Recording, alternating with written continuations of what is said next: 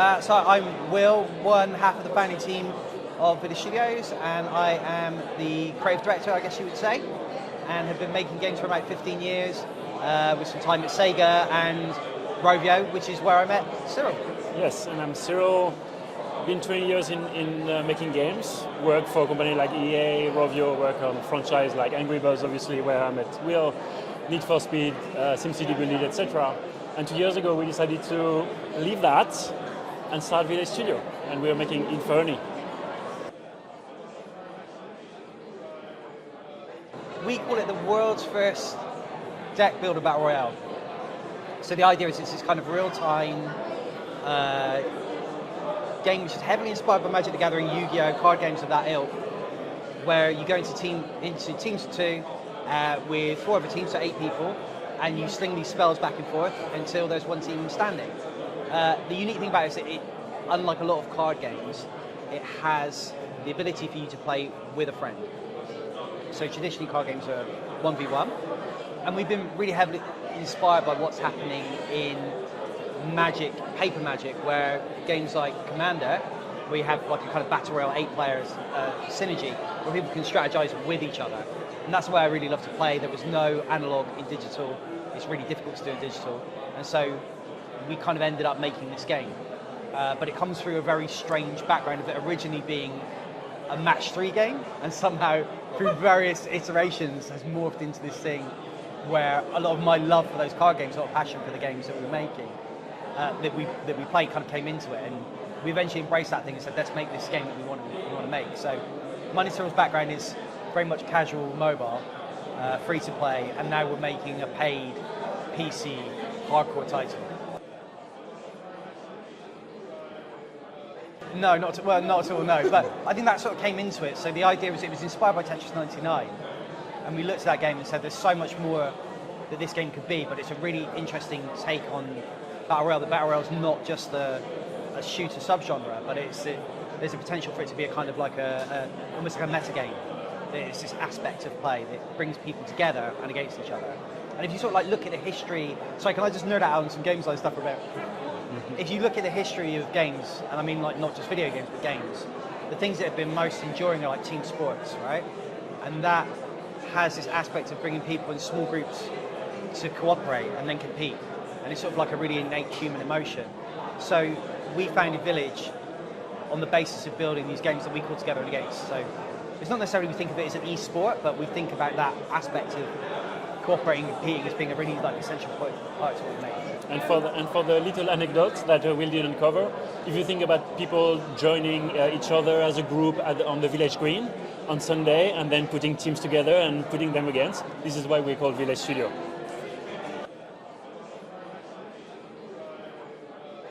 I definitely was, yeah. In the 90s, started playing Magic, Yeah. Everyone played Magic in the 90s. Yeah, and the artwork's like so evocative of a world that's strange and unusual and complex, and we brought that into Inferni, that aspect of it.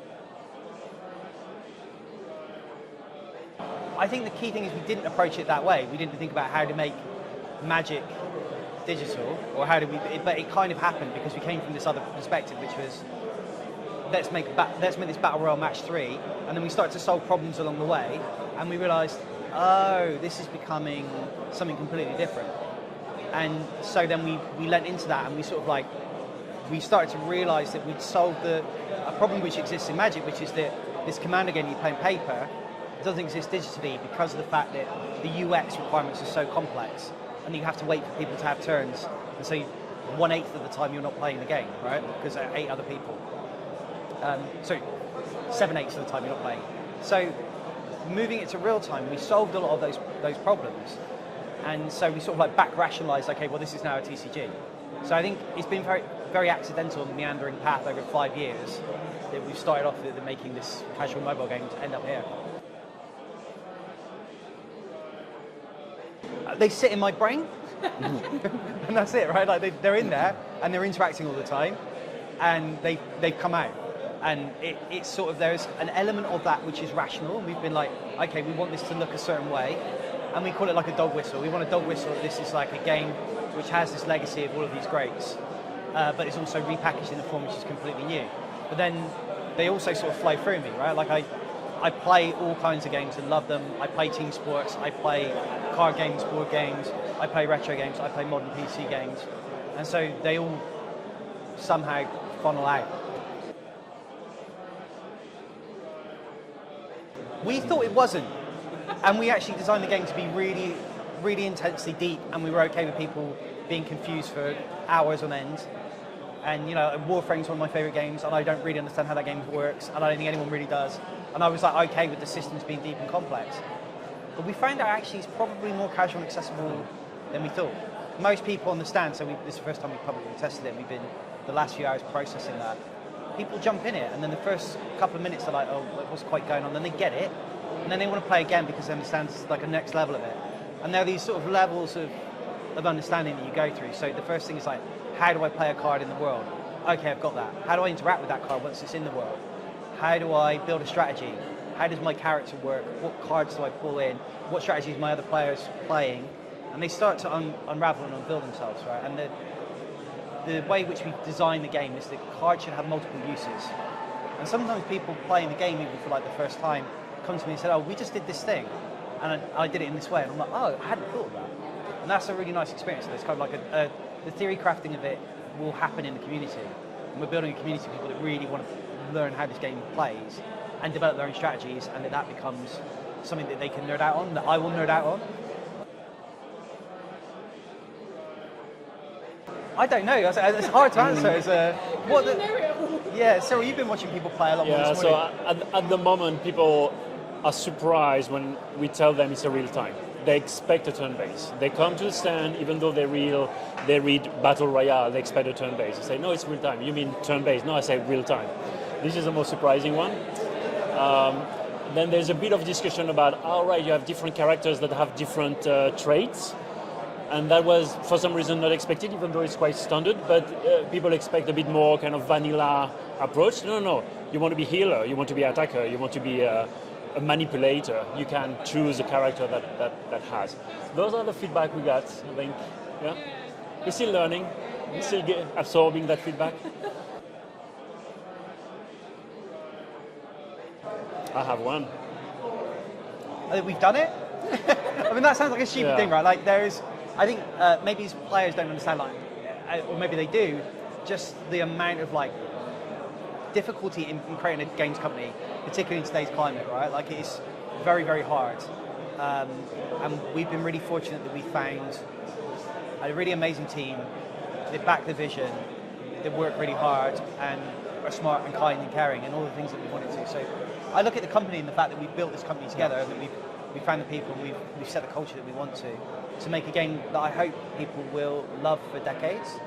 If this game has the emotional resonance that Magic's had for me, or so many of the other games I've played in my life which I've loved and have become a part of my life and my friendships, I hope that we can give that to a lot of people.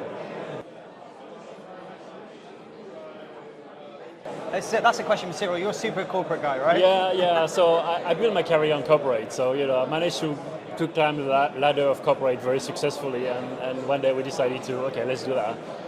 And I thought I would be all geared for it. I had 20 years of experience. I can do it. It's not a problem. But the reality is the challenges are totally different. If one day one of us is not there, nobody's going to pick up the work. There's no way I can pick up design work. There's little way that Will can sign a contract with an investor, for example, or something like that. So the ability of having the safety of knowing that 300 people in the company, you will always find somebody who can cover your job. In that case, it's not there. The other one is, I thought I would be able to cover all the craft available.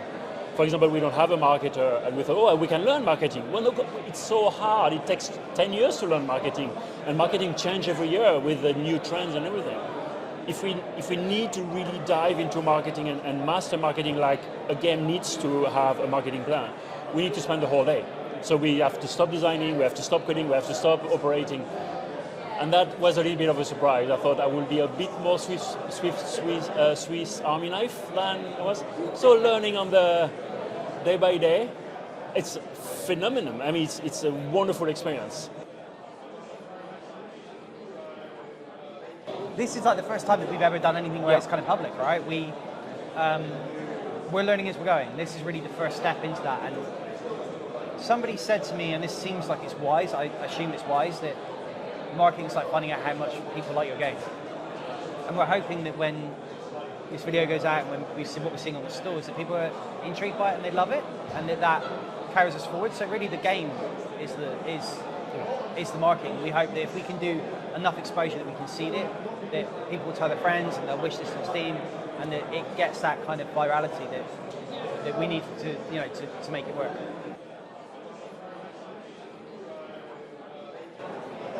Yeah, sorry, loaded question. All right. I think it's really tough.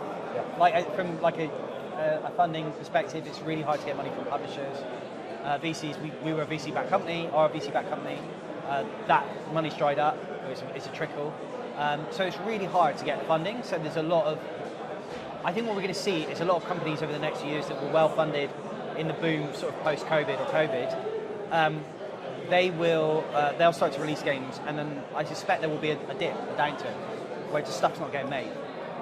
And the big stuff will still happen. There'll be a GTA 6, and then there'll probably be small stuff that you might see on some of the smaller stands here where people can, make it on their own in their bedrooms or part-time. But the stuff in the middle, which is probably where we're at, is going to really struggle. And I think if that doesn't get supported now, it will sort of just drift away. So the state of the industry is, I think, really precarious right now. But in the short term for players, it's great because there's loads of great content coming out, and there will continue to be great content, and it's cheaper and more abundant than ever. But that will start to slide, I think, maybe in a few years. And we've seen a cycle like this maybe around the PS3 era, where again it was really difficult to get funding. There weren't, Steam hadn't taken off in the way that it had yet, and you couldn't get that access to users, and so the indie revolution hadn't happened, and you basically ended up with sequels from major publishers, from EAs of the world, right? And so there is a risk that we end up back in that place. People love making games, people love playing games. This is the I thing, agree. like, games Yeah. aren't really going anywhere. Exactly. The desire to play is not going anywhere. Yeah. The ability to make games on a platform, for example, making a game on mobile today is very, very complex because of the user acquisition ecosystem. So a lot of people, including ourselves, think, okay, there's still virality on PC, it's faster time to market, it's still cheaper to make acquisition. So that's a little adjustment that the industry is doing. But if there's no mobile game done, the public still wants mobile games, so there will be a bounce back at some point. The demand will be pulled by the players, and then people will figure out how to make game there. We'd really love people to wish list. Yeah. Can I look down the camera? If you could wish list, that'd be really helpful. Yeah. That helps us get visibility, the way that the Steam algorithm works. So if you like the game, if you're interested in it, the help for us would be just to wish list it. If you can tweet and tell a friend, that'd be great. Come and play it. I think you really enjoy it. Yep. Is the other thing as well? We have bi-weekly play session on Discord, so everybody is welcome to play with the developers. We can talk, we can chat to developers, we take inputs. It's lovely. Wishlist is really helping us to move forward, to get visibility. Yeah.